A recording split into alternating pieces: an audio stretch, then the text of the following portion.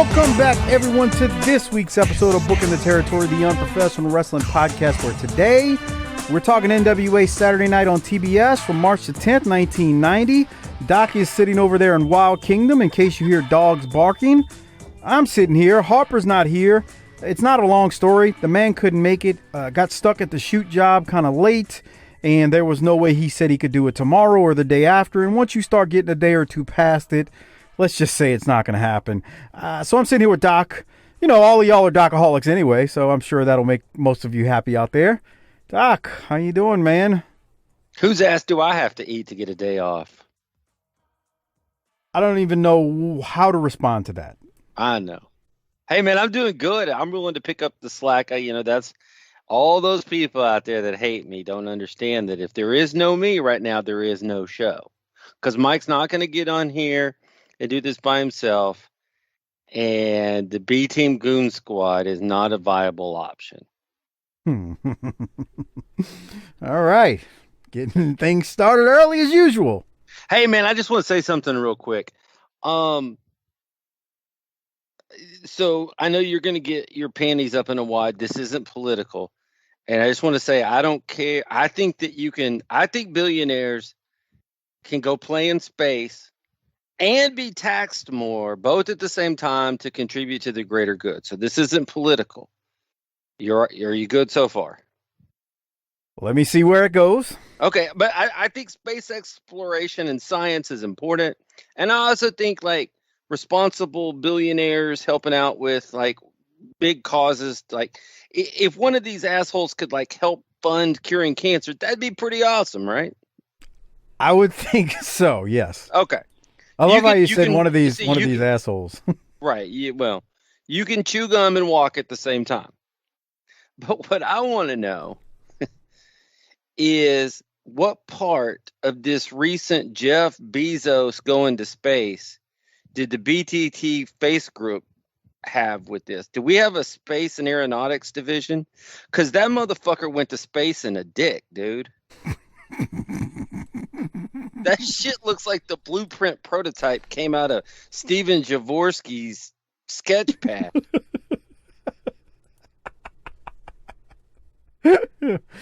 Oh. Is Jaworski the chief engineer? They come out at the press conference and Bezos and his brother are all grinning, and behind the podium, Jaworski's back there beating off real fast. Dude, he went to space in a dick. I told you asked me about it earlier today, and I told you I was looking at this app on my phone that has like news clips, and I hadn't been on social all day or you have fallen down in a hole. Yeah, I've done this before, but man, it's like now it's just I love my life not going on social media. But and I've just been busy. Work, family, all the stuff we deal with. But I clicked on this app and I see the picture of it, and I thought I thought it either had been hacked or it was a rib. Like, wait, what? There's no way that thing looks like that. So then I clicked on it and I immediately thought that thing looks like a dildo. Like, it looks like they took a dildo, and that was the prototype, and then they made the real thing and, made it 100 feet tall. Look, I ain't mad at space exploration and scientific discovery. And I guess if I was that rich and I was going to go to space, I might go there on a dick too. I don't know. What if that was the ultimate rib? Like, what if that's what they intended? Man, you say you were in wrestling too long and it ruined you. I've been around wrestlers too long. I was like, this ain't on the up. On some level, this shit ain't on the up and up. And I ain't mean like he faked it and didn't go to space. I mean, where's the rib? I thought the same thing when I saw it. I thought there's no way that's it. And I clicked on it and read a little bit. And I just kept looking at it. And I was like, that thing looks like a dildo. And that's all I kept throbbing dick. Sasha was watching it with you, and she's like, all of a sudden, I'm in the mood, Menace. Let's go to bed. Oh, God. Hey, on another note, I don't know if we talked about this too. This is the go home show, brother, What do you mean the go home show? for Wildkat. Oh, I was like, we already did the go home show for Wrestle War a couple weeks back. It is the go home show for Wildkat on July 31st in Metairie, Louisiana at Grace King High School. The auditorium, the gym, whatever it's called, as Harper always never wants to tell us. So yeah, 6 p.m. doors open. So let me say this. I am like Smoky Mountain. If I tell you there's going to be a surprise, you can put that in the bank. I am not at liberty to divulge this surprise at this moment, but I think there's a surprise that's going to make y'all want to get there. Who have you been talking to? Because I have no idea what you're talking about. Dude, I'm an industry insider. Okay. Chris Launcha is going to love that one. Now, here's the thing. I've been working real hard to try to free up my schedule to get down there. But I think it's time, because I don't want anybody to come expecting to see me, to let y'all know that I'm not going to be able to make it. But I'm going to tell you the reason why. And if you still choose to shit on me afterwards, then that says more about you than me. Right. So, my little pink neck son plays on a soccer team where he's the only pink neck. And this is important to the story. And so he plays on an all Hispanic team. And he plays in a pretty much all Hispanic league. And they don't release schedules. Like, I don't know what time he's going to play this weekend. It's Wednesday. I don't know what it's going to be sometime on Sunday, but he's played as early as 9 a.m. and as late as 7:30 p.m. And I don't know when I'm going to find it. Could be Saturday when I find this shit out. But I have never in 6 years of him playing soccer missed a game. And so I wanted to try to find out what time our game was a week in advance. It's not possible. And I'm not going to miss his game. Even if I would like to come watch some wrestling, fellowship with the BTT Army, let y'all buy me drinks, and generally just see what kind of trouble we could get into down in New Orleans, because it's one of my favorite cities. But I have fatherly responsibilities. I earn Father of the Year every day, not just on Father's Day. And that's a shoot. Do you feel like that's a shoot, Mike? It sounds like you're putting yourself over as usual, but what's new? I mean, that's what you do. Hey, if you don't put yourself over, who's gonna? You got to grab that brass ring, pal. Okay. And remember that the show will be occurring at a public school. This is not at the bar, the strip club. New Orleans is open all night. You can wait till the wrestling's over to do whatever it is you plan to do. He did post where the after party was supposed to be. Do we know? Do we have any word on that? Is it Shishi's? Hold on. Let me check my phone, because Harper sent me a text message. It is not Shishi's. It is. What is the name of this damn godforsaken place? That must mean that it's not one of your people's spots, so you don't know what it is. Well, you're gonna love this. It's first off. I don't think I've ever been there, but I know where it's at. It is called C, as in the letter C, Beavers. Good God.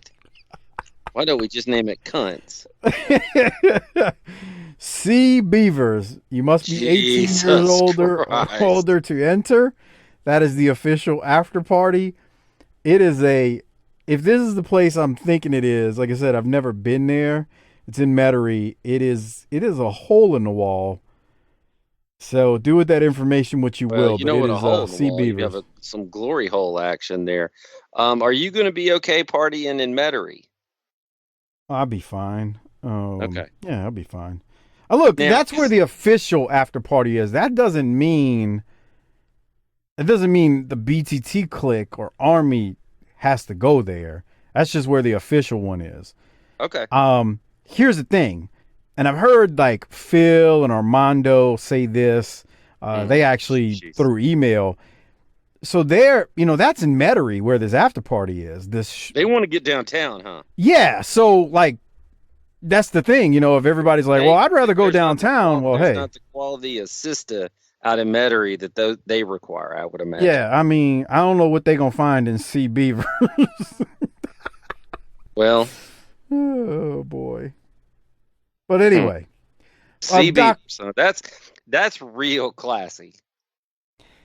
let me give a special shout out to our largest page contributors monthly. Disrespectfully Classy, Marky Blassie, Mike Childry, Joe Ice. Thank you for your generous patronage each and every month. And then a couple of new patrons and folks who finally made the move from Podbean. Yes, there are some of you who are still on Podbean, our old patron service. Thanks for making the move if you did, but let me mention these new names, which consist of new and patrons who moved over. Kyle Olson, David Massey, and Derek Ridings, thank you for signing up or moving over to Patreon. Enjoy all that extra Patreon content. Within the last few weeks, we've had the Clash of Champions, the latest one. We've had Wrestle War 90. And actually, I think my personal favorite, to be frank, is the Briscoes match that we talked about and covered. I thought that was a lot of fun because it was a little bit different than what we've been doing with the clashes and pay-per-views and the Dark Side of the Rings and the biography shows.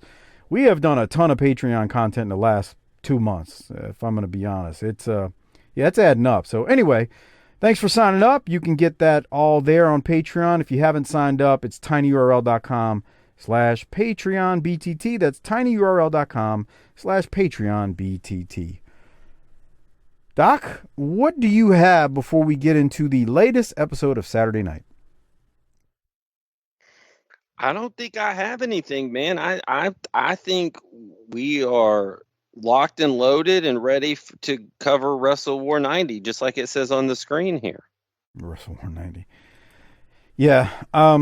So we're covering, like I said, March 10th, 1990, NWA Saturday Night. Like Doc just said, there's a graphic for Wrestle War 90 from Greensboro, North Carolina. They show the finish of Luger and Flair and what happened to Sting and the Horsemen and how Luger ended up losing by countout.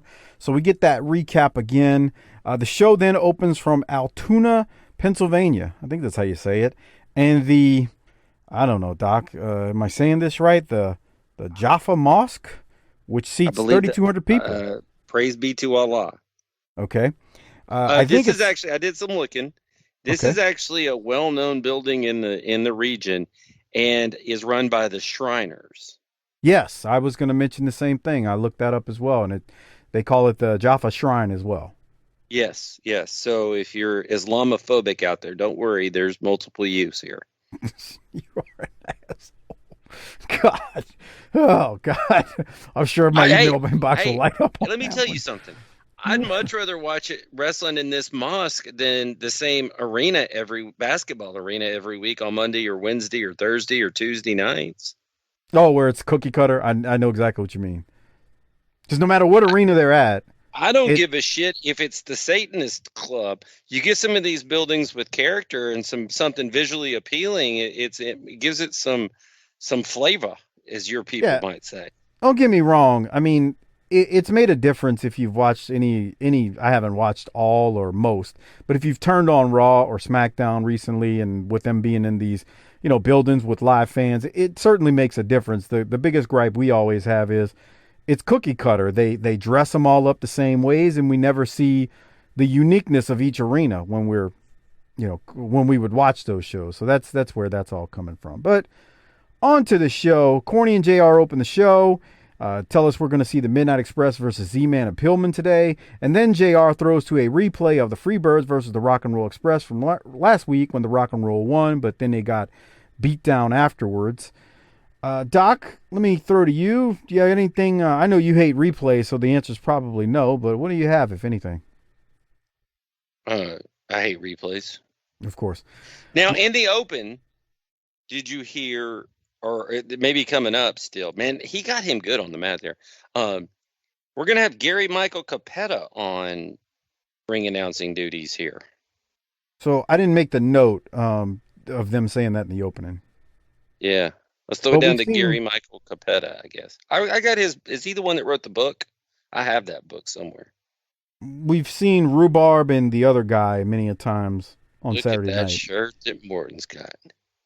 What did you have from this promo? I don't have any major notes from it. I thought it was meat and potatoes, but Meat and I potatoes decent. Just look at look at Gibson's jacket. It's got part bandana, those little sparkly things. The lapel is different than the jacket. The jacket is looks like Robert E. Lee. the he's got a band. Okay, so it's actually his It's jacket hard that to he has from. explain. That's the jacket from Smokey, Oh, definitely, 100%. but they are dressed interestingly, and I don't know. I just maybe never paid attention to Smokey. He's got sequins. That's sequins coming down the side sleeve, Gibson, and that's a bandana stitched into the jacket. It's something. And if you've got Speaking of if you're things that are old, I just saw something that will blow my mind. It blew my mind. It will probably blow yours even, and I think it's going to make a lot of people sad out in the audience. what's that? Well, today's the anniversary of Appetite for Destruction by Guns N' Roses coming out. The day we're recording this, July 21st. So that's what 33 years, 30, 34 34. years. I was trying to do Jesus. that. God, that came out that. Yes. So that came out in '87.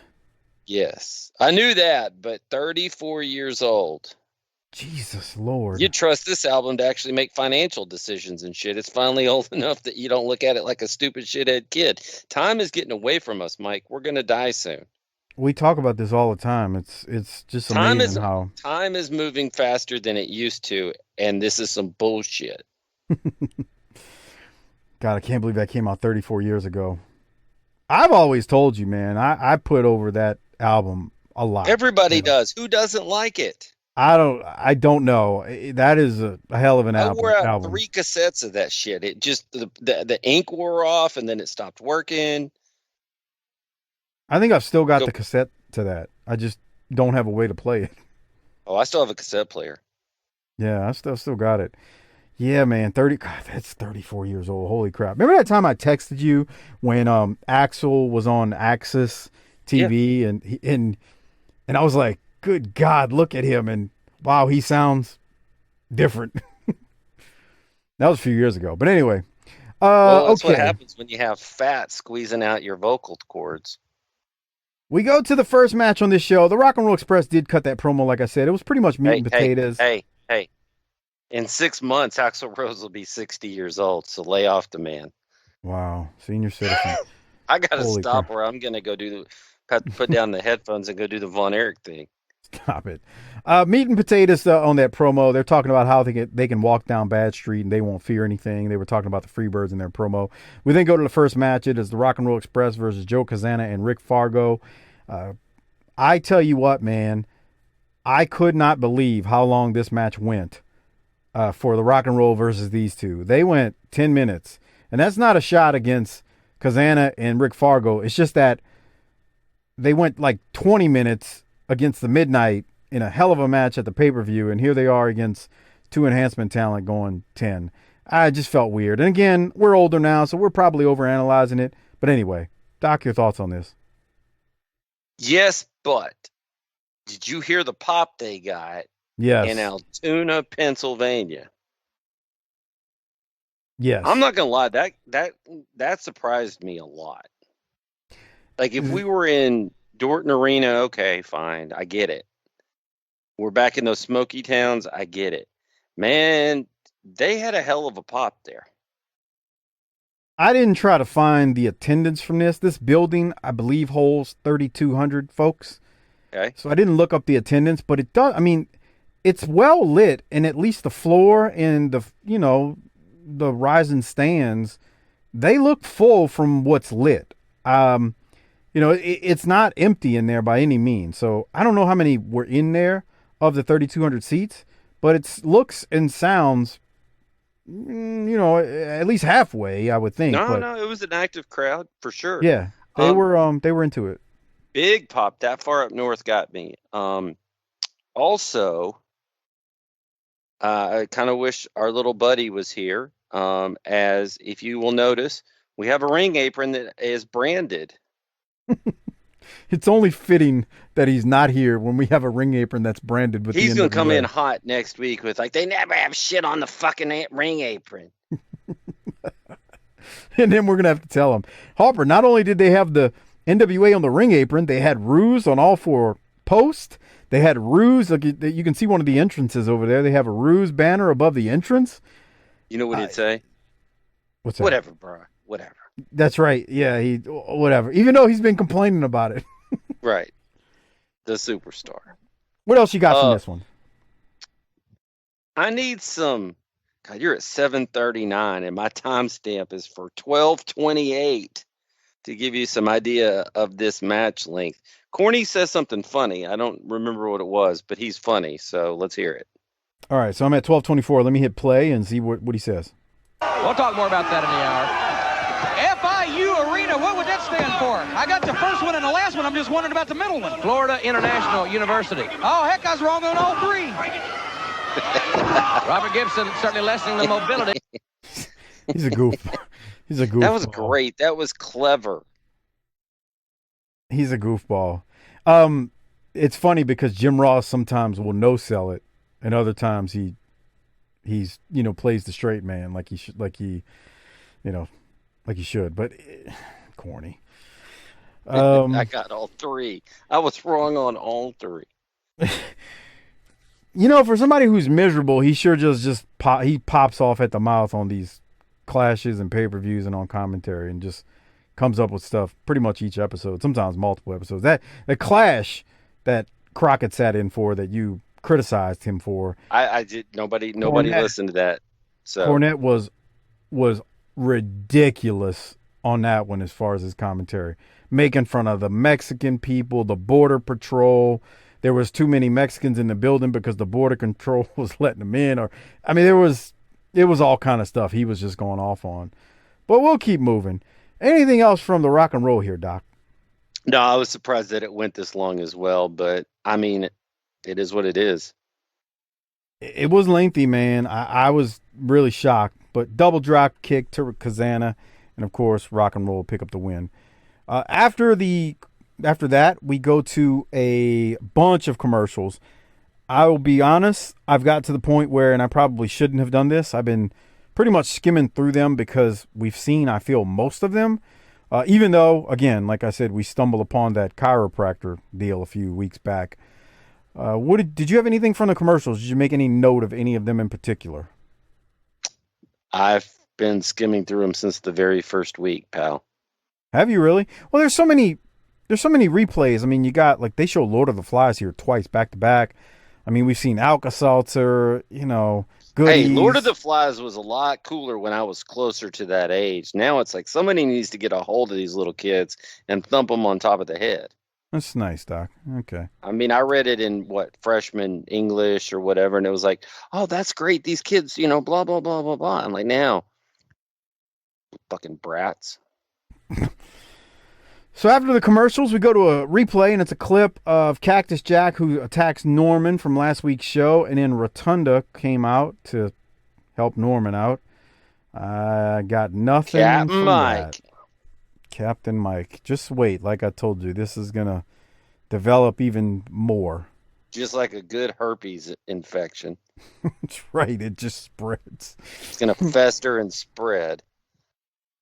Continuing right along, we go to Kevin Sullivan and Cactus Jack in tag team action versus Larry Santo and David Baker.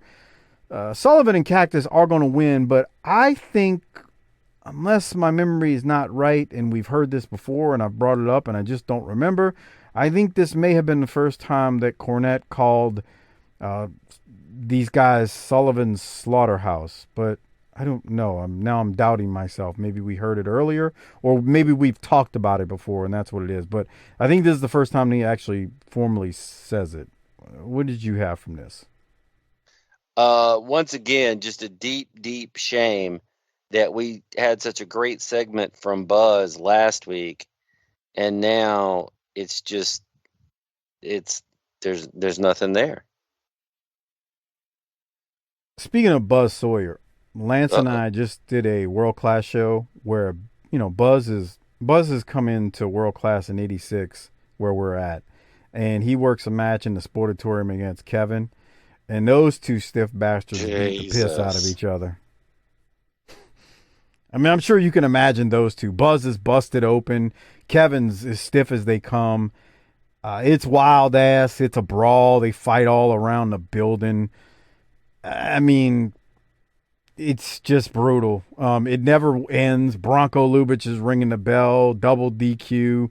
They fight into the ring. They fight out. They come back in. They go out. It's a brawl, but it's what you could imagine. For those who don't, if you don't know by now, obviously that's on our Patreon feed. But it's Buzz, and he's a maniac in '86 World Class. Where '86 World Class is on the downslope, but I'll tell you what, this much: Buzz Sawyer is not one of the people contributing to the downslide. You're not a big fan. You're not a big fan of Kevin Von Erich, are you? No, I think that era, he's what he needed to be. But when you watch it when you're older, I just feel like he likes to say, if you listen to Kevin, he likes to say, it was just a Texas style. I've heard him use that terminology. It was a Texas style. We were just rough. But man, that freaking dude, I mean, you better have your head on a swivel, or he'll break your jaw, knock some teeth down your throat. So it's not that I'm not a fan of him. It's just, I get, you hear me use the term reckless. I feel he was reckless, and you can't tell me otherwise. And I know that pisses Von Erich fans off, but I'm just calling it kind of like I see it. He's stiff, bruh. He don't pull nothing. And you know what? It worked for back then, because when you had a lot of these pansies that wouldn't hit each other, at least when you watch them, it was believable. But man, he lays it in. And I shouldn't say he's always right. There were just times where you watch some of the stuff he did and you're like, God, like he's going to kill this guy. You think about him and Adams with that wooden chair and the cotton bowl. Jesus Christ. So that's all. That's all. Okay. But, it was believable, as I say all that. That sort of thing. It sounds like I'm complaining, but when you watch that feud, those guys beat the piss out of each other, and that's why we believed it. Talking about the Freebirds and Von Erichs, and then Kevin and Chris Adams just beat the piss out of each other. I look at weird things when I'm watching wrestling. This arena has weird lighting. Look at those lights standards, or the fixtures. Yeah, it's got those, and then, I don't know how to explain it. Like lanterns hanging from the ceiling. And then the hard side, I like that. It reminds me of Reunion Arena. Reunion Arena in Dallas, you could actually see people walking back on the concourse on the far hard camera. And so is that perfect wrestling? No. But at least it doesn't look like the last arena I was in, or the one before that, or the one before that. It's called being non-cookie cutter. The entrances now have a big old display board or lights, and it all looks the same. Stupid. That's the only way to put it. All right, we keep moving. So Sullivan and Cactus, I mean, they're basically beating the hell out of Santo and David Baker. They're going to win. What do you have from this, if anything, Doc? Not a lot. Just, I don't know. I mean, again, Cactus and Kevin Sullivan look at him get back up. He's like, oh shit, I fell off, and here comes Sullivan. Tree of woe. That was funny. I'm just, man, there's a lot here. Is this the move where look, people are standing up. What is Cactus about to do? This is no joke. Drops the elbow off the apron. Yeah, people were into this, man. This is a hell of a team, actually, when you think about it. Sullivan and Cactus they're a nice match. They are. And Buzz would have been a nice compliment with them. Yeah, because he's a crazy, crazy SOB. Crazy. So, yeah, they win. There you see the pin. Cactus pins. Is that Baker? Yeah, I think that's Baker. And that's it after he dropped the elbow on the outside on the floor. So we then go to a promo, Doc. Let me get to it. This is Sullivan and Cactus after their match. Here it is. It's certainly great to be here, ladies and gentlemen, in Altoona, Pennsylvania. Great wrestling fans, and we are proud to be here in this great city. But I don't know how proud they are to see you. You run with the strangest people I've ever seen. The only legitimate guy that I've known you be around is Mike Rotunda, and now he doesn't even like you. Buzz Sawyer is crazy. This guy can't be right. He's not too... Wait. Excuse me, Jim Ross. Take a look and you'll see that my ears are open and I hear everything you're saying, and I disagree with just a couple things. First off, nobody questions Kevin Sullivan's character. He has done everything there is to do in this sport. He knows everything about fine wine and good artwork, and he is not to be questioned. Second off, you can question me, but don't you think that because I wear a different pair of moccasins to school that the leather's any cheaper? So what if I want to roll around in hot sand? So what if I don't want to sleep on a padded bed?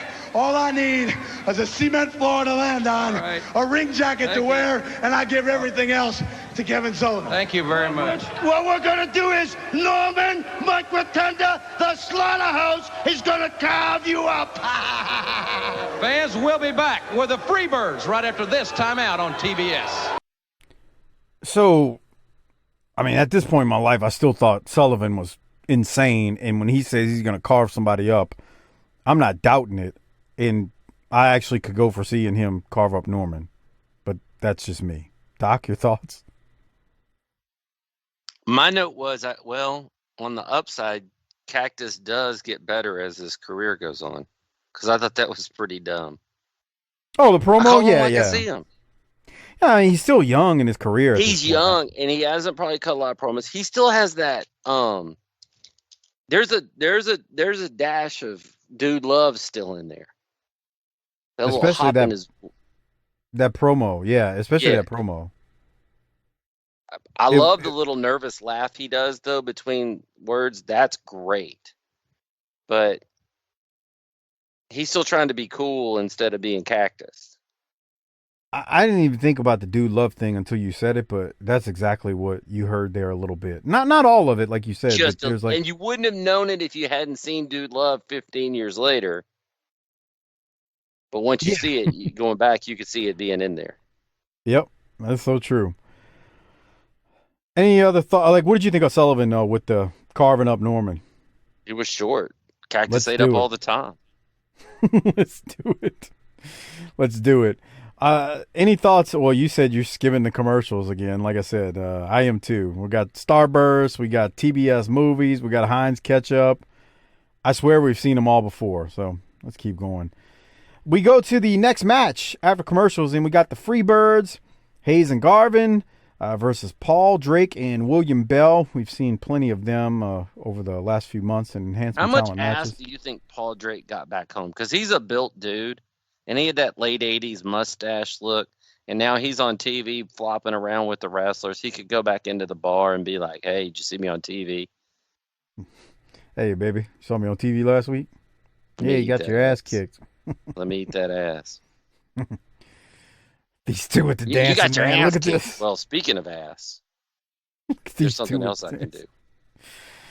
And Garvin and Hayes make their way to the ring with the ridiculous dancing. And I'm going to stop complaining because you say, what every week you go, what is your problem with Michael Hayes? You ask me the same question. You hate Michael Hayes just like you hate Kevin Von Erich.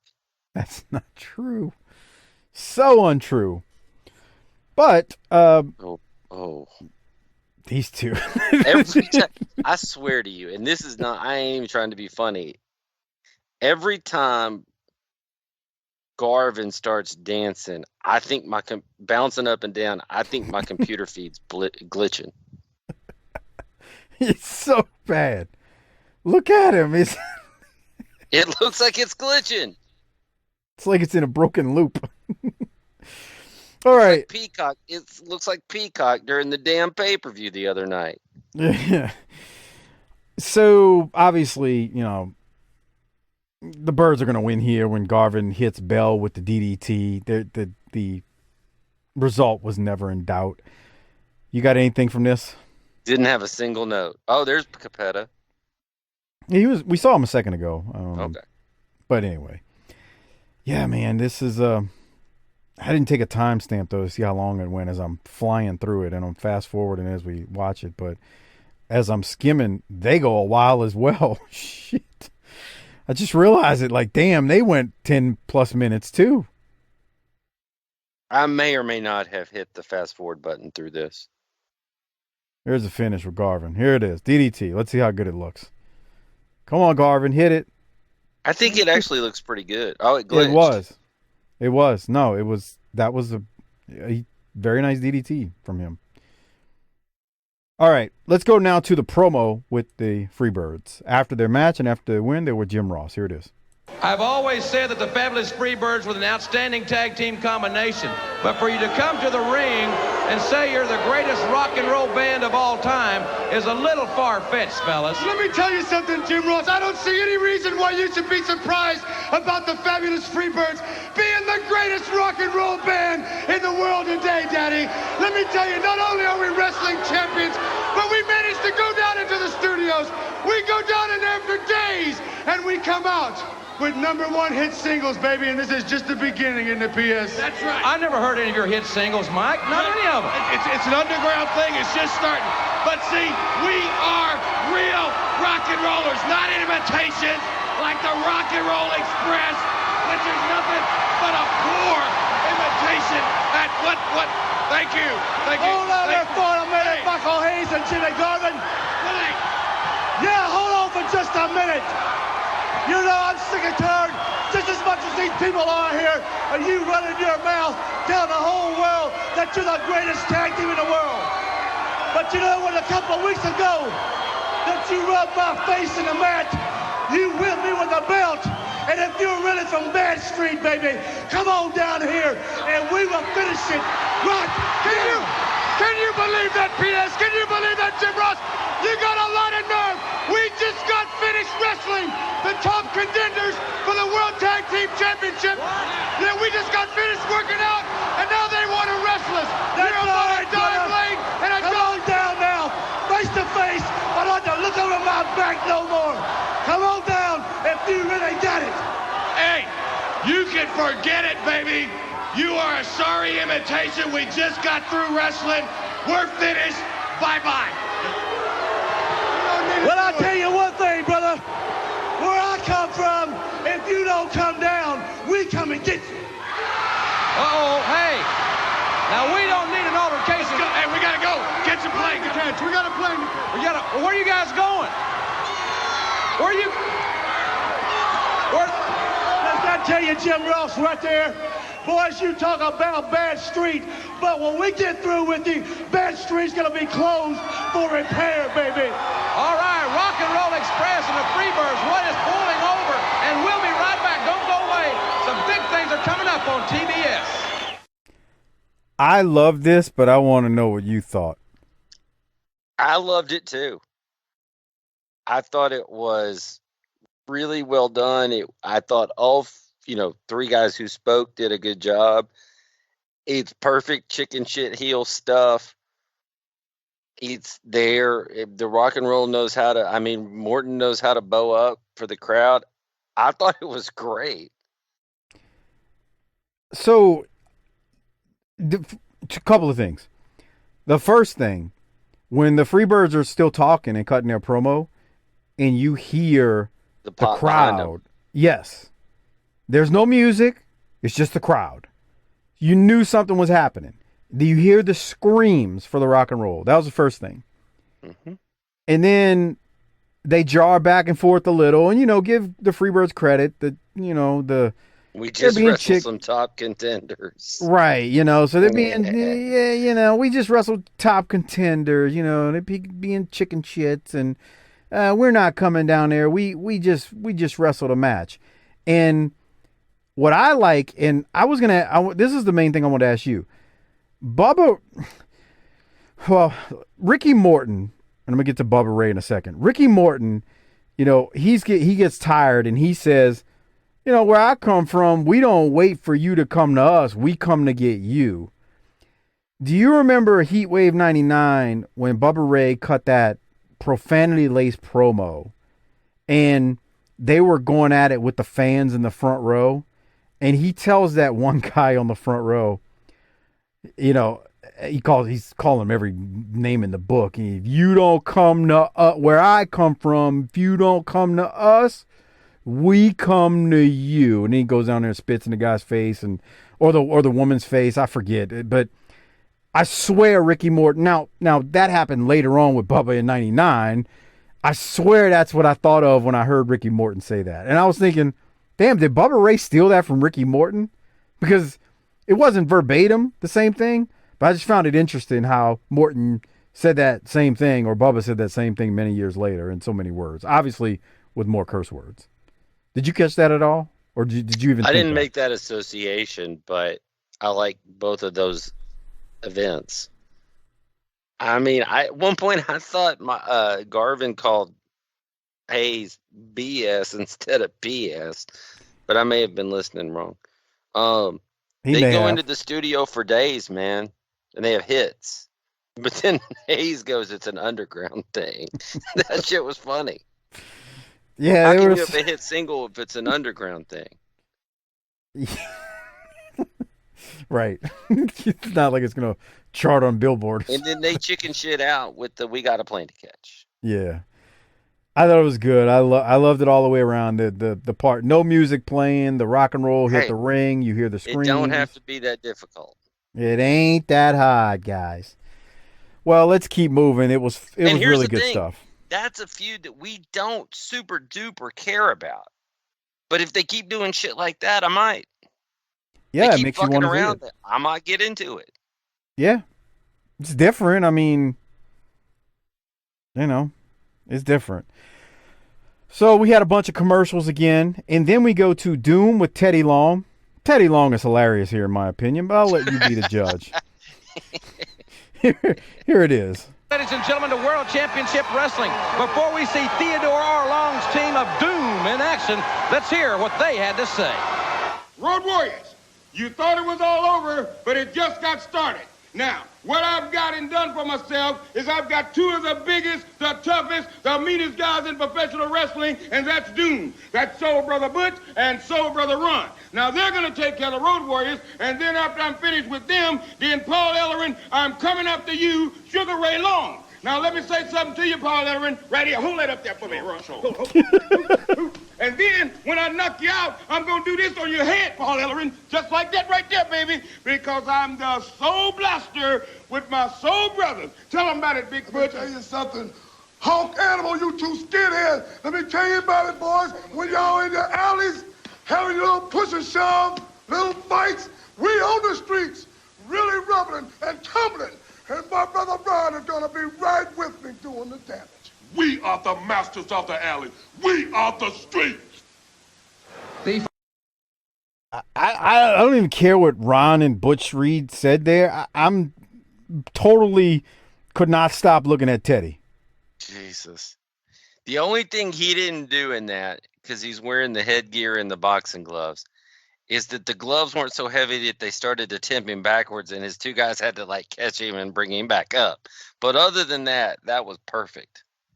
He's got like you said, the headgear, the boxing headgear, the boxing gloves. He calls himself the Soul Blaster. When Reed starts talking, he taps Ron on the stomach or the chest, and he's put them hands up. Let me give him a practice in. And he's boxing behind Reed. I'm just completely enamored by Teddy Long here, just being a goofball. Look at him, Doc. Look at him. He's bouncing. Okay. Did I miss anything? I want to take a quick sidebar here. Okay. Do you know this clown Ming Loon 102? That sounds like one of our patrons on Twitter. Okay. Oh, you're mad because he called you. You're mad because I retweeted something. Hey, hit me up with PayPal. I'll pay his next month's subscription. Okay. Sure. Okay. What's You're just mad because he made a comment about Crockett and you don't like that. That upsets you. Well, he's also a really sweet guy because he's got 7 followers. Wow. Insulting listeners now. That's nice, Doc. Hey, I didn't start it. That's real nice. Well, It's people like that, though. It's people like that that will prevent me from coming to the next Wildkat show. Well, shut up. Look at Teddy Long dancing as you're getting upset. Look at Teddy Long.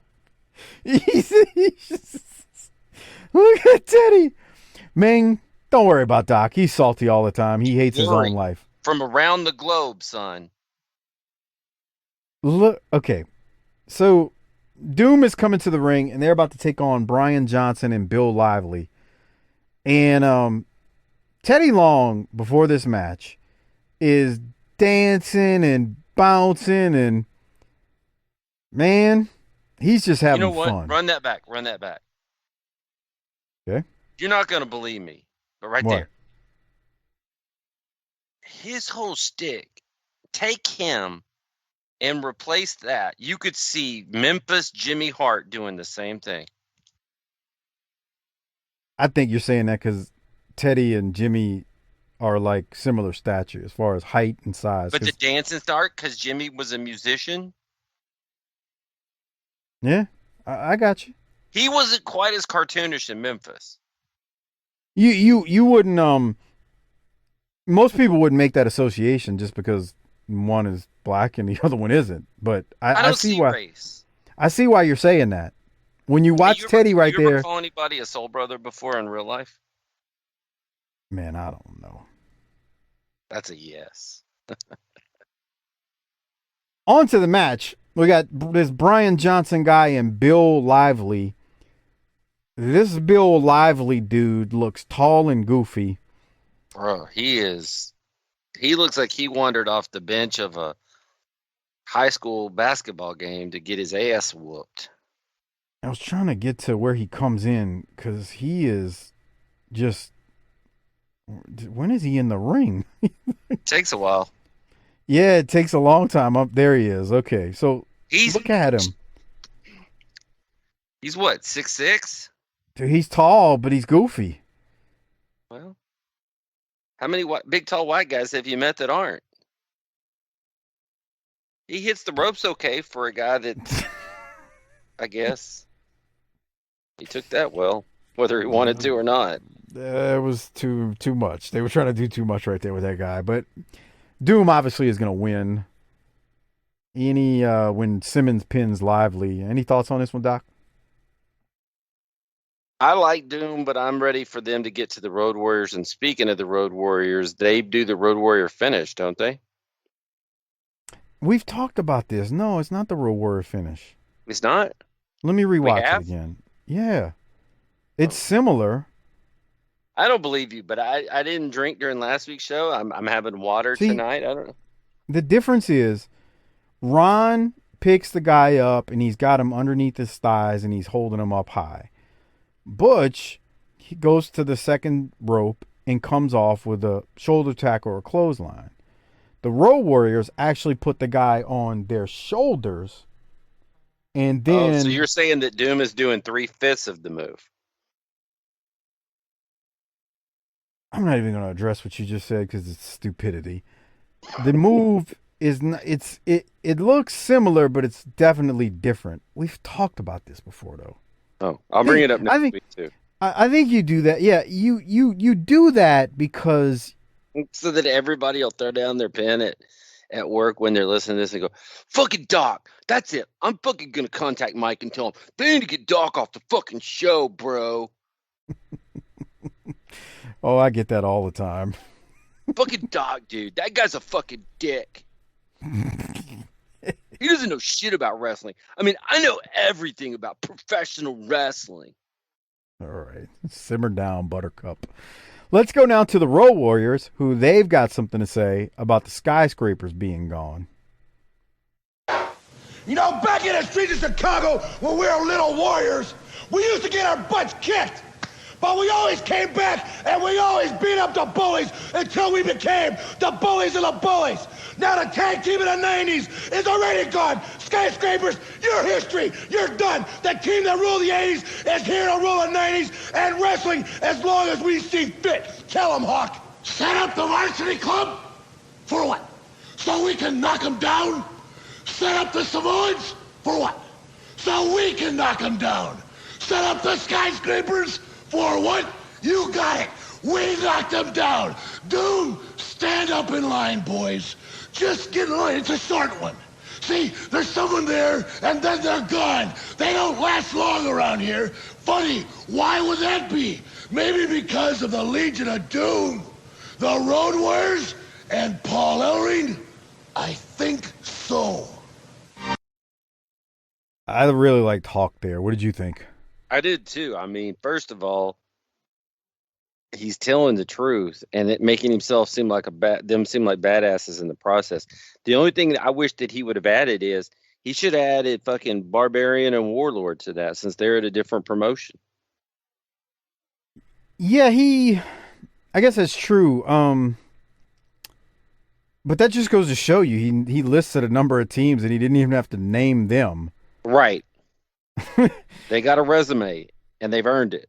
It's just crazy when you think about how he's right. They've just dealt with all these teams, mowed them down, and like that's what when you think about why they're a legendary tag team. That's it. I mean, they were booked strong against all of them. And the thing was, all that time, it's not like they were NWA World Tag Team champions. They weren't champs when they did those things. Most of them, at least.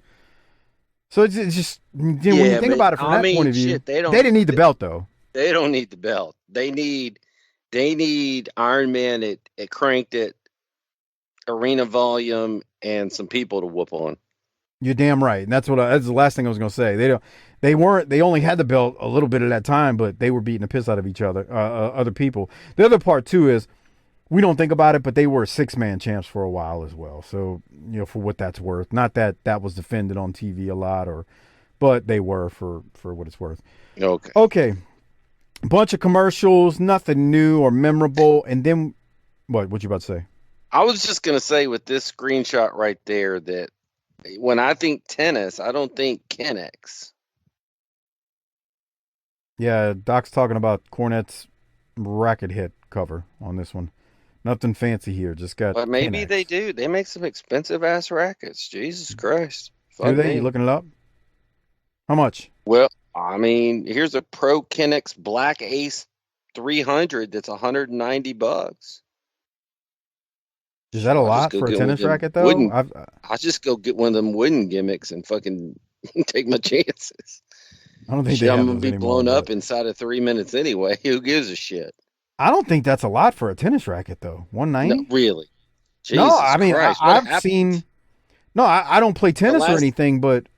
The last time I tried to buy a tennis racket was probably when Appetite for Destruction was coming out. So fuck if I know. Yeah, I mean, you can go to your local sporting goods store and get you some aluminum bullshit, but they make those things graphite now, and they're light as a feather. I mean, I ain't trying out for the ATP series. I mean, I'm just that's saying. What I'm saying. $190 is not a lot compared to... I mean, there's $1,000 rackets, I bet. Which is why I would never... I'm not a tennis player. But yeah, there's those $190. I guarantee somebody out there that listens to us plays tennis and email me bookingterritory@gmail.com, and I guarantee you they'll say, $190 is it's not that much. Here's what you need to tell Mike. Here's what we want to know. If I was just gonna go get a racket for me and the boy to go play, how much should we spend? If I was thinking about taking up tennis as a leisure activity, how much should we spend? And if I was going to get serious about this shit and maybe go whip somebody's ass in some rec leagues around here, how much should you spend? And then if I was going to get a Pete Sampras special, how much would that be? Okay. That's the kind of information we need to know. And we do need to remind the folks. I'm glad you're mentioning something about the things that the folks need to know.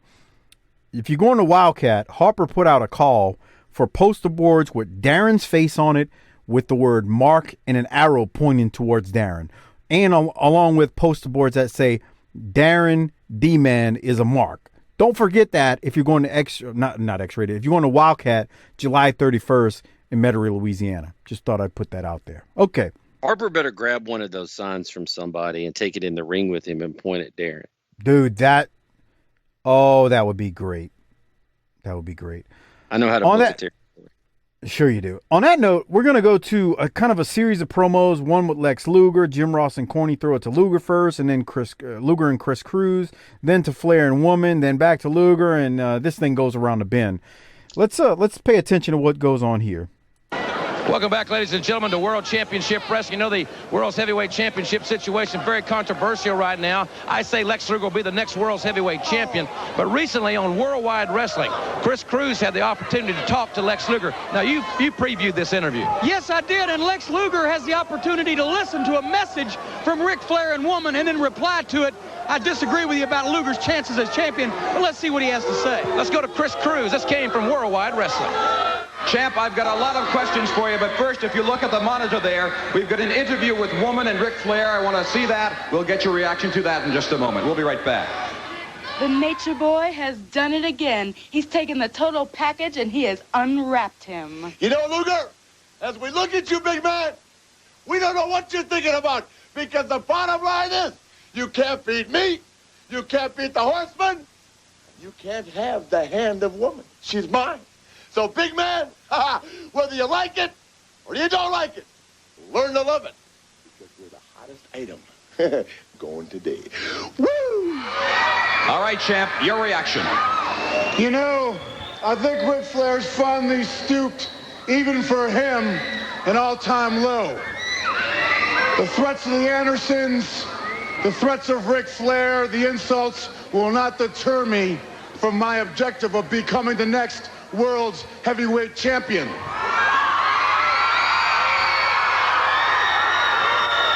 But you see, now he's resorted to having Woman issue threats and insults. Well, Woman, this is directed towards you. It'll take a lot more than a tight dress, a ton of makeup, and some silicone to distract Lex Luger from his goal of becoming world heavyweight champion. Now, Flair, you talk tough. You talk confident, but we both know that you are a scared man. I see it in your eyes. I smell it on your breath. You know, and I know, in a very, very short time, Lex Luger will have you staring up at those lights and the rack just like I had you in Greensboro. And Flair, that's not a threat. That's a promise. I'm going to be the next world's heavyweight champion. I say without a doubt, Luger has Flair's number.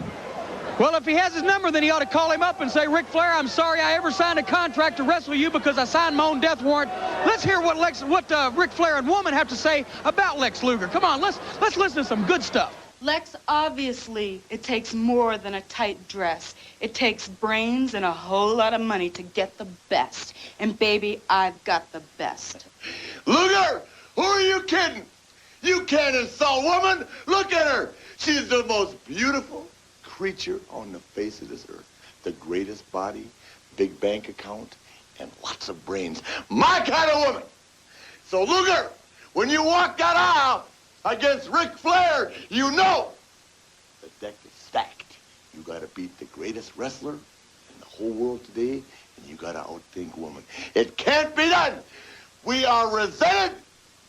People actually hate the fact that we exist, because in real life, nobody likes success. Everybody detests it. And when you look at us, we are the total package, Luger, not you, because we know we are the best. Woo! The following contest. I like this. I like Luger's promo. What did you think of it? I thought Luger was good. It was weird. He called it silicon. But he's got the people on his side now, and he's got them believing that he is the next champ. And Rick's still Rick. They were responding, if you heard them, like, because Luger's in front of the live crowd. you could hear them when he's just making his statements about Flair. They were cheering. They were behind him. I do love how, he tries to talk about Nancy having silicone, but I don't know. She didn't come across as a silicone woman to me. She looked like she was pretty much all natural beauty. But I thought it was a good promo overall from Luger, and I thought Flair's response as well was good. It's good stuff. I mean, it gets you to wonder, hey, what's going to happen with these two? What are we going to see here? So I thought it was good. Flair goes that he's like she's smart, and that's just the woman I like. Didn't a few years ago he say he liked them with big chest and empty heads? Yeah, he did in a studio. I'm glad you said that because that's funny. He I think he literally said that on the show. He's like, I like them with a full. Did he say full chest? I forgot how he phrased it in the studio. I like them with a full chest, Sweater, a full sweater, something like that, and not too much upstairs. It basically was head.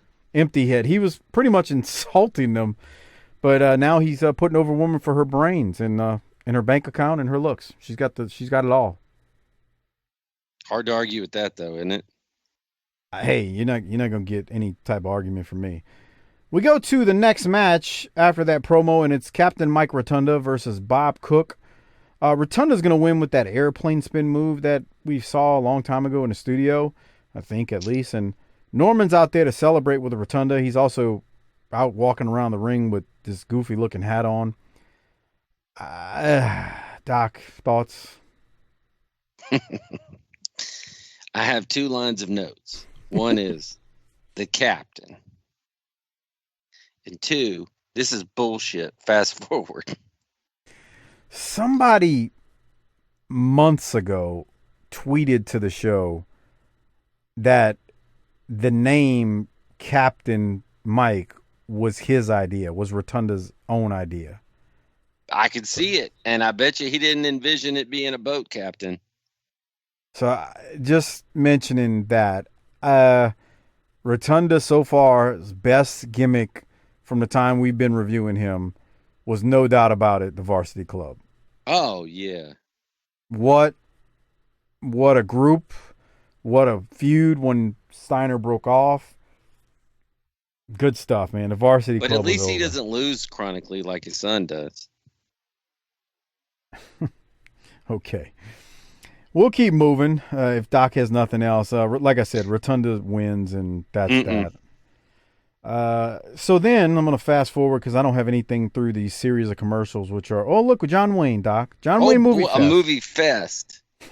March 14th. A whole day of John Wayne. Let me grab the lube and scoot down my pants. Can't wait. So let's go to the next match. We got the Royal Family versus Zan Panzer and GQ Stratus. Boy, I needed Hopper here for this week. GQ Stratus looks like Jack Victory and Greg the Hammer Valentine had a baby. I'm going to freeze it in a second, and we're going to talk about this guy. Let me wait till he looks back at the camera.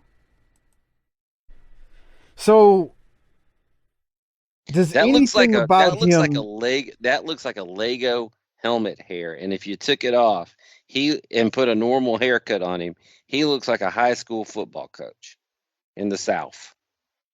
Does anything about him scream GQ? Not one single thing. Boogie. Boogie, nothing about you says computer or technology. So yeah, we got, again, the Royal Family, which is Jack Victory and Rip Morgan with Lord Littlebrook. As I've said a million times, Jack Victory has had way too many gimmicks since coming in 1988. He just continues.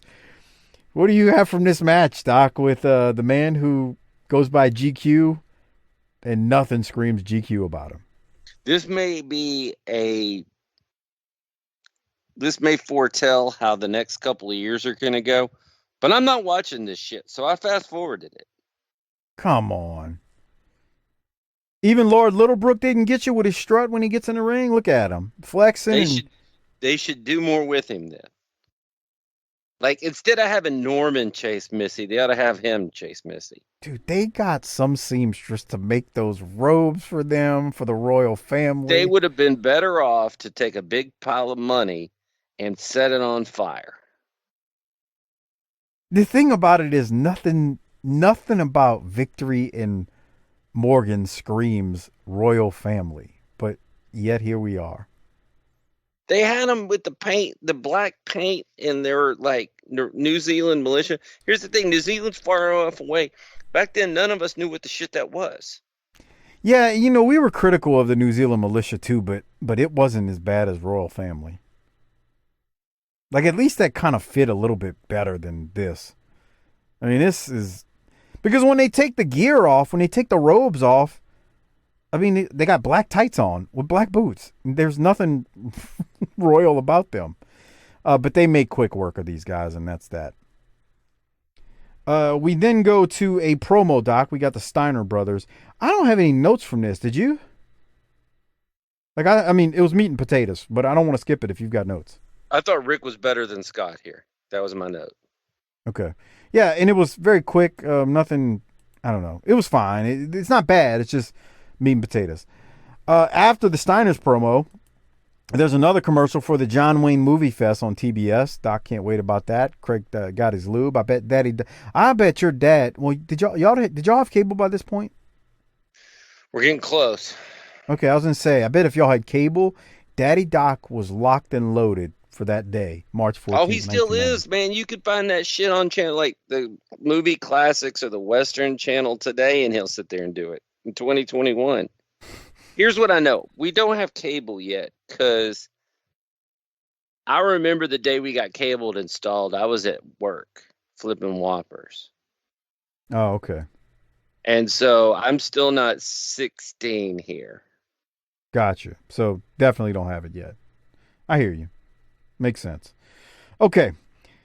We then go to a 20-second Sting promo, and it's very short, and there's nothing much to it. Doc, did you have anything from it? Well, I didn't even see it. Yeah, it was like 20 seconds long. He doesn't say much of anything. I'm going to tell you, like I said last time, he's got the sunglasses on inside, and even though he's injured, he really looks like a prick. And it's not very endearing for a baby face, and that's just kind of how I feel. We go to the next match. It is the Wild Samoans versus Robbie Idol and Keith Hart. The Samoans are going to win this thing really quickly. Doc, any thoughts from you on the Samoans versus Idol and Hart? We got too many tag teams in this division.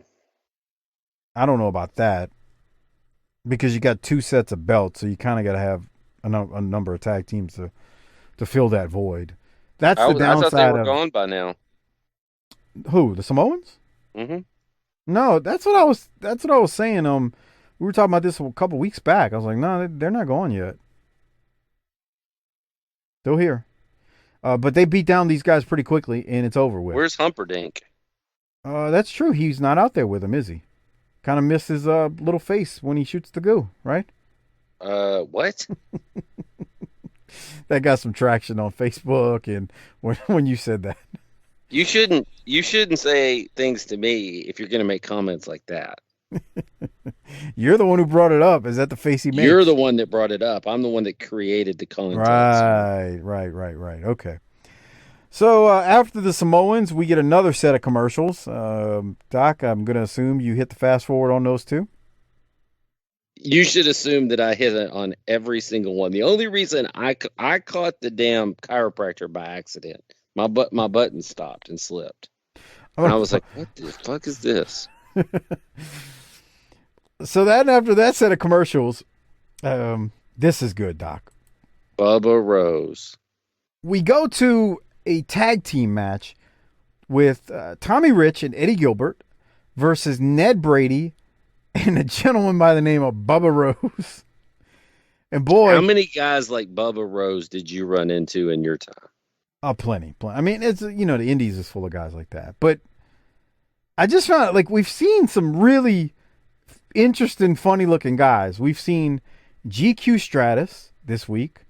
We've seen Bubba Rose, Bill Lively, goofy looking, just tall guy, really plain looking. So there's just kind of a list of characters we've seen on this week's episode at this point. And boy, Bubba Rose is definitely goofy with that tuxedo jacket, shiny with the tails on it, sunglasses. If you look at this screenshot right here, Nasty Ned Brady's looking at him like, look, I know I'm no world beater, but I can't believe I have to fucking tag with this fucking turd. Bubba does he have kind of a, does Bubba have kind of, and I'm just spitballing here, does he have kind of a Mike Davis look? I maybe. Rock and roll RPM dude? Kinda, but just a little. I mean, okay. You're not going to mistake him for, I mean, look at him. He's looking goofy. But he's ready. The back of his jacket says The Rose. Yeah, but this is his WrestleMania, sir. Nasty Ned. He's been waiting all day for Sunday night, pal. Nasty Ned looks like he's a competent wrestler next to the look that Rose has. Well, speaking of competent wrestlers, what about him? Here comes a couple. This is Eddie Gilbert, fantastic professional wrestler, great wrestling mind with one of the greatest NWA World Champions of all time, Mr. Tommy Rich. All right. Yeah, they're going to defeat Bubba Rose. Nothing about you says Bubba. Well, actually, a lot about you says Bubba. Nothing says Rose. They defeat Bubba Rose and Ned Brady. And I don't know. I just got nothing else from this thing.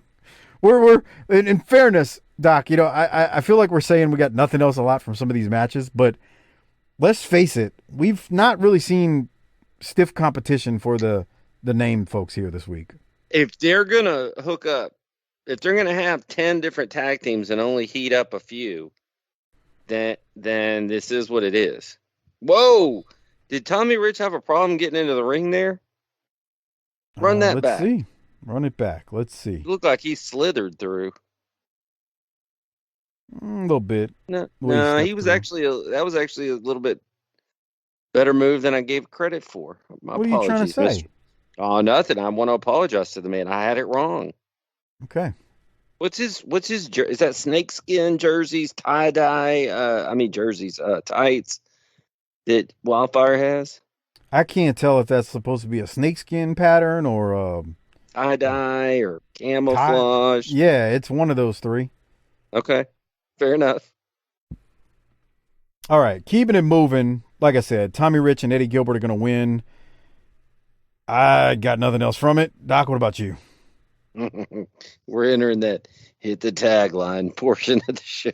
I mean, look, Tommy Rich and Eddie Gilbert, two names. My exact note, Brady and Rose.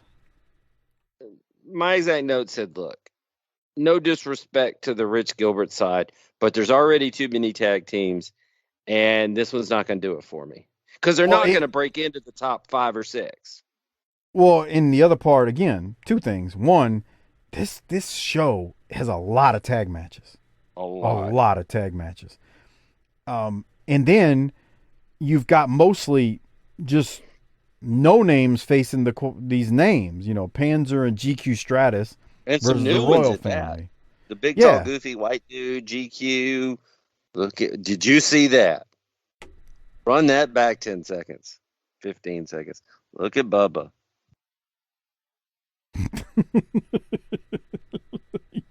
He hit a little shimmy, man. I don't know what to call it. He shimmied. Does he think he's fucking Stephen Curry or fucking Stan Lane? Oh, leave the dancing to the professionals like Stan. All right. So, again, nothing else. Rich and Gilbert win. No surprise here. With the hot shot. Bubba Rose took the hot shot. Actually, it looks like it killed him, which was fine. A bunch more commercials from the good TBS folks. And I'm trying to get to it. We're going to go to a promo from the Z-Man and Pillman, followed by the Midnight. And here that is. Give me a second. It's getting queued up. Look at the Beverly Hillbillies. Weekdays. Never. That's not true. I've seen episodes, but I was real little. Not a big Let's go to Z-Man and Pillman, followed by the Midnight Express. Welcome back, ladies and gentlemen, to World Championship Wrestling. The United States Tag Team Championship match is next. And now let's hear from the competitors. You know, Z-Man, I'm sure you've heard what a tennis buff Jim Cornette is. Yeah, sure. Well, I'll tell you what. Jim, you've managed to be one of the greatest managers this sport's ever seen. You've managed World Tag Team Champions. You've managed U.S. Tag Team Champions. But you haven't managed to find a good doubles partner. In fact, I've heard he's had more doubles partners than Rock Hudson and Liberace put together. You know, Jim Cornette, whether you're a tennis player or whether you stay in your mother's house and you sleep with a nightlight on, it's not going to help you in this match coming up. Because we know we battled all through February to win these title belts. And believe me, they're around our waist. You want them? You and your men are going to come and have to fight us in a few minutes here to try and take them away. But we've prepared for you because we always know you stick your nose in your men's business, right, Brian? And where it doesn't belong. And it certainly doesn't belong with this lean, mean flying machine coming at you. We've worked too long. We've worked too hard. We're not going to let you take it away from us.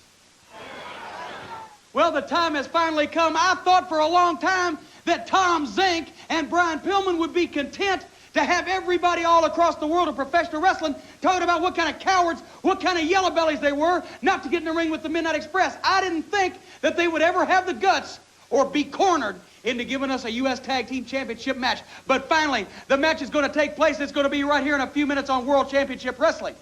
And Tom Zink, Z-Man, Flying Brian Pillman, you're going to find out what it's like to be in there with a team that really knows every dirty trick in the book. They've won more championships than you've had wrestling matches. And besides that, we're going to mess up that pretty hair. We're going to maybe scratch off a little skin off of that tan, and we're going to see if there's more underneath that exterior than just a couple of pretty boys. Right, Stan? You know, Jimmy, Z-Man and Pillman are just a couple of pretty boys, like you said. And if there's one thing I hate, it's a pretty boy. The U.S. Tag Team Championship back to its rightful owners. He's such a prick. He looks like just uttering words makes him upset, and he doesn't like it. I froze it for the Patreon members that are watching on the video version. Stan Lane with the glasses on and the jacket robe that him and Bobby have been wearing. I mean, I don't even know how to describe how he looks with those sunglasses. Those plastic, flimsy sunglasses that he's got on with his hair, not really fluffed, but brushed very nicely. And then when he takes them off, he looks like he could just, not be bothered. Like he'd rather be doing anything else than talking about Z-Man and Pillman. All right, so here's the age-old discussion. Are we okay with the gay jokes from Z-Man and Pillman? I mean, they've been doing it for years now. Not them two specifically, but we've been hearing, like, what did they say that was so much worse than some of the things we've heard since we started doing these 80 shows since 85? Or are you saying because they're baby faces? No, I'm just saying in 1990 that all made sense. It makes zero sense in 2021, but we weren't living in 2021 in 1990. Oh, okay. I see what you're saying. Yeah, I mean, like, God, JR he doesn't say it, but he makes fun of corny all the time related to, not liking women and I didn't know he liked women. I think it was last week. I'm surprised corny on commentary at one point didn't just turn to JR and go, JR, smell my finger. Does that smell like a man to you? I mean, it wouldn't have been no worse than some of the stuff they say and have gotten away with during this time. Man, it was the Wild West back then with commentary and things they would say. Like, and it's funny nowadays because in today's wrestling, at least AEW, from what I understand, they get away with saying curse words all the time on air. And so they can get away with that, but they can't get away with the, homophobic statements that were made in wrestling back in the day. But back in the day, you couldn't get away with saying shit ass. You couldn't say those words for the most part on air. I mean, occasionally they would slip through. I'm not saying you never heard it, but man, they would bleep it out, silence it, whatever. So it's crazy how you can't get away with some things that you could get away with back in the day, but then there's other things that, we don't care. Yeah, just say the S word, say ass. We don't care. It doesn't matter. S word. What are you, 5? What are you, 12? Yeah. I'm on a pitch count with curse words. Yeah, that's what it is. I know, it's just interesting. But anyway, okay. So after the promo, we do see the introduction of Pillman and Z-Man versus the Midnight Express. And before the match, though, there's a commercial, and in one of the commercials is an ad for House Party. I did catch that during the commercial. I'm sure you did. There it is. Hey, let me rewind so we can see it from the beginning. House Party. That was a great movie back in the day, Doc. Was it? Yeah, it was. I see you don't agree. I don't think I would have been invited to that house party. You probably would have. Oh, hey, really? Okay. You're not that much lighter than Kid. I mean, come on. That's true. Yeah, you'd have been all right. You'd have went. Anyway, House Party. Great movie, in my opinion. Definitely. Good stuff. Go watch it on DVR or VHS, whatever you got nowadays. I'm tired of this fucking asshole just sneezing on repeat. The Alka-Seltzer commercial? Yeah. Jesus Christ. Let's be fucking annoying him about it. All right, let's go to the main event. Stick one of those tablets up my ass and go to sleep. It just hit me, Doc. We've seen nothing but tag team matches. That's why I said we got too many. You meant, I was thinking you were saying we got too many tag teams. You meant just for this episode, just way too many. I mean both. Tag matches. There's nothing but tag matches. So anyway, let me just throw it to you. Real quick, the crowd, I thought they were hot for Z-Man and Pillman. I really did. I thought this crowd in general was hot for the stuff that they needed to be hot for tonight, even though they mostly saw enhancement talent matches. But here you got two good teams, former champions and current champions. Let me throw it to you to see what you got from this thing before we go through it. I thought that this was a good. This actually is probably the best situation to put Tom Zink in, because his partner is good and he's in with two guys that can make him work around him well and make him look the best he can. Yeah, he almost fell off the damn apron right there. Go back 6 or 7 seconds. He almost fell off the fucking apron. You're in there with two really good heels. Here he is. That will help him out here. But watch Zink here. This dumb asshole damn near tripped and fell. Okay, let me. Well, No, it was not like you're explaining.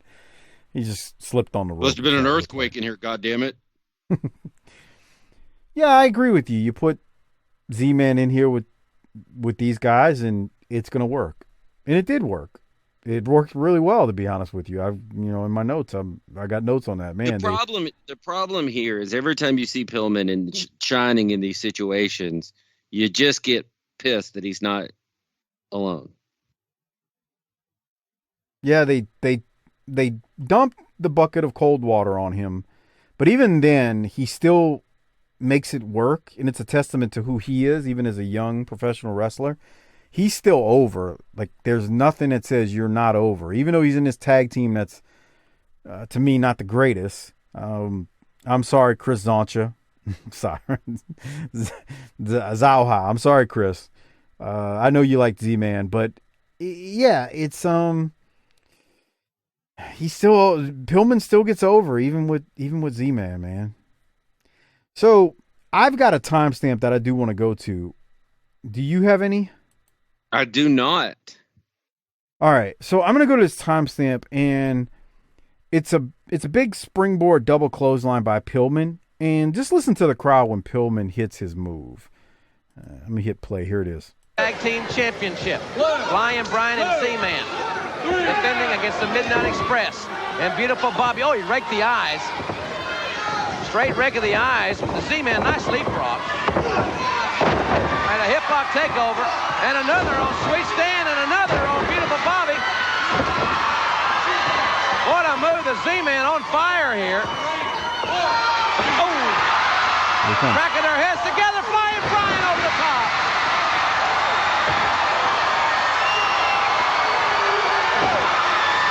The United States Tag Team Champions have controlled this one. I thought that was a hell of an ovation for some nice tag team wrestling by Z-Man and Pillman. What did you think? Agree. And then he does the jump in the air of excitement, which almost any other person doing would have looked stupid. But for him, it makes perfect sense and looks good. And I can't tell you why. Because if you wrote that down on a piece of paper, you go do this 9 out of 10, 15 out of 16, whatever, people would make it look dumb. But for him, it looks great. It was honestly, man, it was outstanding, man. Just what they did there. And again, the crowd being into it. So then I'm going to go to the finish here. So Pillman is going to make the hot tag to Z-Man. And then Z-Man comes in to, again, another loud ovation. Z-Man eventually has Stan in the sleeper. And then Pillman and Eaton are fighting, though, and the ref is with them. Corny comes in, and he hits Z-Man with the racket. And then Corny and the Midnight are DQ'd at that point. But the Midnight then beat down Z-Man and Pillman after. A bunch of enhancement talent run out to help, but they can't do anything. And then the crowd, I mean, they're really into this. They're loud and boisterous. Finally, the Rock and Roll Express hit the ring to make the save.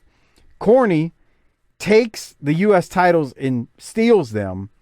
And Pillman's throat is all messed up as we go off air from, I believe Corny hit him with the racket. So it's really good. And we've got it here on the video version. You know, here it comes. They're in a four-way. Here comes Corny with the racket. Batter up. Hits Z-Man. Z-Man's out now. But it was really exciting. And the crowd, they were really into this finish. Midnight, they get out of it with a DQ. So, you know, no skin off their back. I kind of like the finish for free TV. You know, it's not a pay-per-view. It's not one of those things where back in the day, oh, we got to see a clean finish. I thought this was fine. And I thought the four guys, 5, including Cornette, it was a good match. Not pay-per-view quality, but it was good. Any other thoughts? It was good. Do you think that the stealing the belts thing was overdone a little bit back then? We haven't seen it in a while with these guys. I thought the Andersons just stole some belts. Well, I don't think it was overdone. I think that's effective, but you got to be real careful about overdoing it. How often you do it. Yeah, I'm fine with it. I don't think it was overdone here. Just for me. So I'm good with it. But here's Pillman as you can watch. So when they hit the finisher on Pillman, even though it's a DQ already, Cornette puts his racket on Pillman's throat and Bobby drops the leg on Pillman's throat, which had the racket on it. So, yeah, that's why I said Pillman's throat is all messed up. But other than that, man, this is how they go off air. And I thought it was good, man. I wasn't really too high on the whole episode in general because it was basically a bunch of tag team matches with enhancement talent. And we've seen some other really, really fantastic stuff the last few weeks. Not last week, but a couple weeks ago. And we saw some really, really good stuff. Like the 2 shows before the Wrestle War show. Go Home show was not the Go Home show, but the 2 shows before it was really good. And then Wrestle War was really good. You can get that on Patreon, tinyurl.com/PatreonBTT. So we've seen some good stuff. I wasn't high on this overall episode, but we'll get to that shortly. So, Doc, any other thoughts before we go to the ratings and Rolex? No, sir. So on that note, we are going to rate this thing, hand out the Rolex. Before we do so, I want to remind you, if you haven't or if you don't do it already, please use our Amazon Associates link. It is tinyurl.com/BTTAmazon. The show gets a little bit of support in return when you use that link. Again, it's tinyurl.com/BTTAmazon. Give that link to the wives, girlfriends, side pieces, whatever you have in your life, and tell them to use it every time they use Amazon. And then also, remember to get all of our Patreon shows, over 300 are available now. Go to tinyurl.com/PatreonBTT. That's tinyurl.com/PatreonBTT. And we'd appreciate it. So thank you very much. Okay, Doc, time to rate it. Hand out a Rolex. Which one do you want to do first? You tell me. Why don't you hand out the Rolex? The Rolex. Okay. Man, I'm going with Teddy Long. His dance in the ring and that promo popped me. Okay. That was good stuff. I am going to go. We've talked about this before. I'm going to go with a segment, not just a person. You're going with the Flair Luger thing. No. Rock and Roll and Freebirds. That exchange with them. I like that. I really thought it was good. From the fact that no music played, you heard the fans scream when the Rock and Roll came out, and then you hear Ricky Morton. You know, we won't. You don't want to come to us. We'll come to you. And Michael Hayes. Yeah, we got a plane to catch. We're gonna get out of here. But we're tough guys. So I'm gonna go with that. All right, I'm gonna rate this thing. I'm gonna go with a B minus. I probably should be harder on it, but I'm gonna go with a B minus. So many. It was just nothing but tag teams and enhancement talent tag teams, and the reason it got a B minus, honestly, is because of the main event. So you don't like wrestling, is what you're telling us. Never said that. Continue. What's your rating? I'm gonna go with the B minus. I guarantee you 100% Harper would have gave this a C. Why? I just think he would have. You know, he gets salty, man. He's Harper's. You talk about me getting salty. Harper's gotten saltier over the years. Bro, we sat here for an hour and 52 minutes and nothing fucking happened. That's what Harper would say. So we both gave it a B minus. You gave the Rolex to Teddy Long. I gave mine to the Rock and Roll Freebirds segment. So there's that. All right, before we get out of here, remember, Wildkat is taking place July 31st. If you haven't already gotten your tickets, well, general admission is still available. Go to Wildkat's Facebook page and come join the BTT Army at the return of Wildkat Sports and Entertainment in Metairie on July 31st. Bell time 7 p.m. The doors open at 6. You can get general admission there or online. So please do so. A couple of shout outs real quick. I want to shout out Our Vantage Point, the Retro Wrestling Podcast with Joe Murata and Michael Quinn. The northern version of BTT, slightly classier, a little bit more professional, but still fun nonetheless. They support us, so please support them and check them out. Also, shout out to the Bottom Line Cast with Mike Prue and JV.